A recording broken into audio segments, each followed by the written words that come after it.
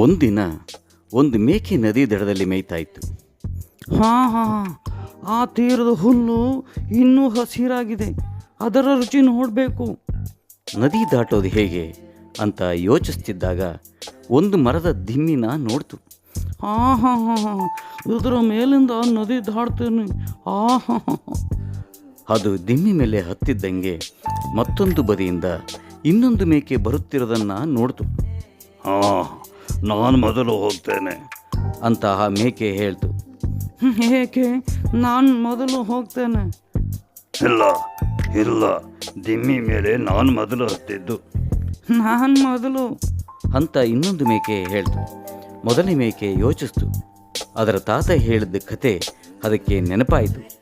ಇದೇ ರೀತಿ ಎರಡು ಮೇಕೆಗಳು ಒಂದಕ್ಕೊಂದು ದಾರಿ ಬಿಡದೆ ದಿಮ್ಮಿ ಮೇಲೆ ಜಗಳ ಆಡಿ ಕೊನೆಗೆ ನದಿಗೆ ಬಿದ್ದು ಮುಳುಗೋದುವಂತೆ.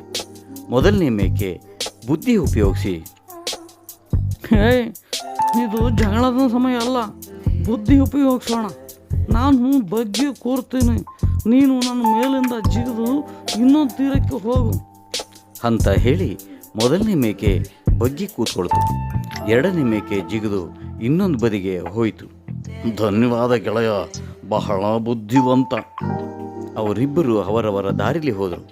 ಯೋಚಿಸಿ ಕೆಲಸ ಮಾಡಬೇಕು.